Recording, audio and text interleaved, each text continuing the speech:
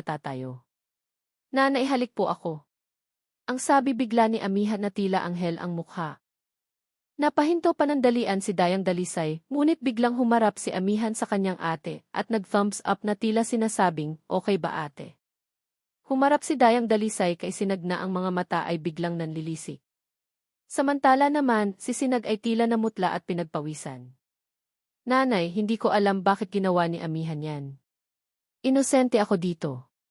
Ang sabi ni Sinag na mangyak-ngiyak na.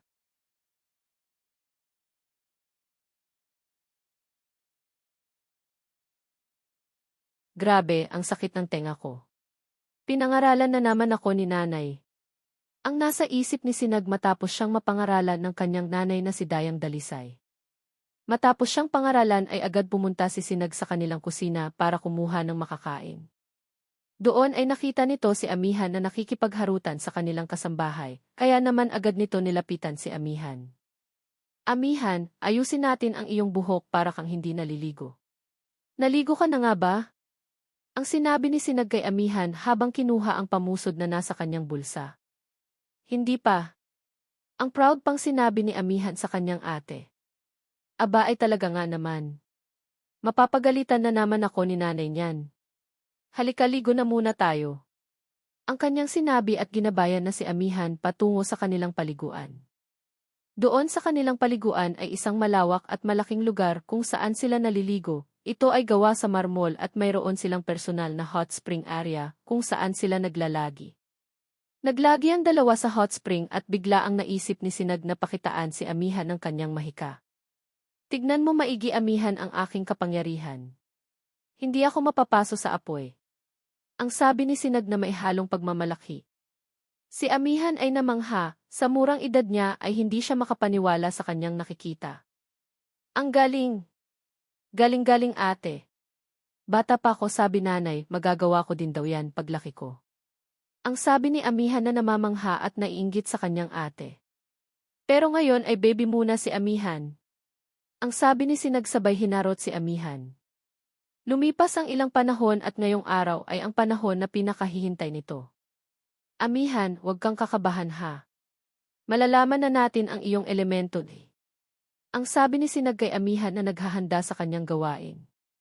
Halatang kabado si Amihan at tila malalim palagi ang iniisip. Sa edad na 5, nakakaramdam ng ganitong bagay ang bunsong anak ni Dayang Dalisay. Lumakad na sila patungo sa babaylan na gagabay kay Amihan. Kahit strikta turingin ang kanyang nanay, kitang-kita sa kanya ang pagbigay suporta sa anak. Nanay, yakap po. Ang nasabi na lang ni Amihan. Ito naman ay ginawa agad ni Dayang Dalisay at hinalikan sa pisngi ang anak. Huwag kang kabahan, anak. Andito lang nanay, katabi mo ko buong ritual.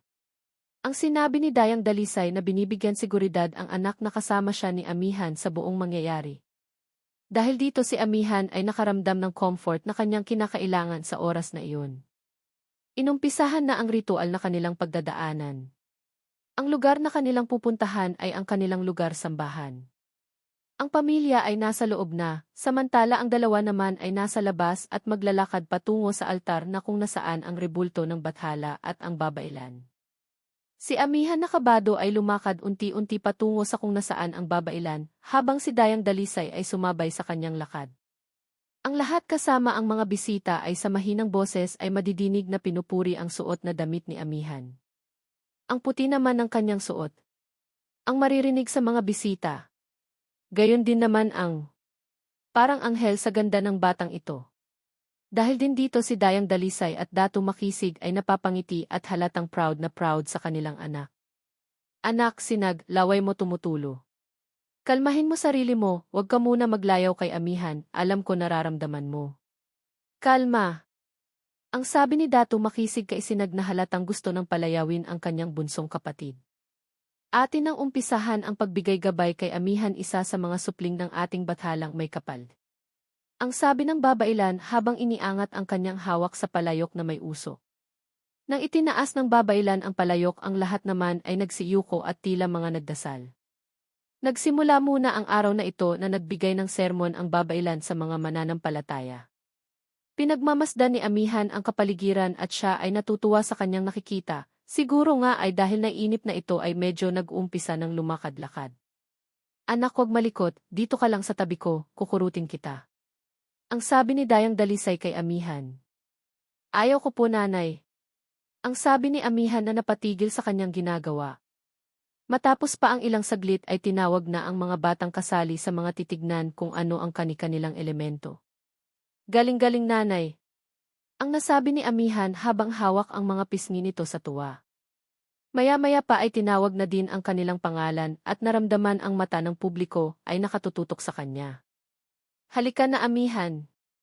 Ang sabi ni Dayang Dalisay na nakangiti sa kanyang anak. Humawak si Amihan sa kamay ni Dayang Dalisay patungo sa babailan. Napaharap ito sa mga tao at nakita ang mga ito ay kumakaway na tila suportado ang bunsong anak ng Datu Makisig at Dayang Dalisay. Hindi napigil ni Amihan ang kanyang sarili at kumaway din sa mga tao. Ay nako po. Amihan talaga. Ganda-ganda kasi ng kapatid ko, di. Ang sabi ni Sinag na hinawakan na ni Datu Makisig. Tatay, di ko na mapigil ang sarili ko. Iyakapin ko na siya. Ang sabi ni Sinag na sinusubukang makawala. Maawat ka, anak, kaya mo yan. Ang sabi ni Datu Makisig sa kanyang anak na si Amihan. Amihan, ang anak ni Datu Makisig at Dayang Dalisay. Ang mga supling ng ating bathala, hawakan mo ang bolang ito. At isipin mo sa kalaliman ng iyong damdamin, ano ang iyong makikita. Ang sabi ng babailan na pinapakita ang instrumentong bola. Anak, tulad ng nakikita mo sa ate mo o sa aming lahat. Gawin mo lang kung ano ang iyong gusto, andito kaming lahat suporta sa iyo. Ang sabi ni Dayang Dalisay. Tumango si Amihan at lumapit na sa instrumentong bola. Hinawakan niya ito at inisip ang mga masasayang bagay. Pumasok sa isipan ni Amihan ang berdeng lupain at napangiti ito ng kanyang makita na tila siya ay lumilipad. Yehe, lumilipad ako, ang galing bilis-bilis. Whoosh! Ang kanyang nasabi sa kanyang isipan. Maya-maya ay biglang lumiwanag at nasilaw ito. Anak! Anak! Ang boses ng kanyang nanay na unti-unting lumalakas. Nang bumalik na ang kanyang paningin ay nakita niya ang kanyang nanay na nakangiti sa kanya. Sa tuwa ni Amihan ay sinabayan niya ng yakap ang paglapit niya sa kanyang nanay.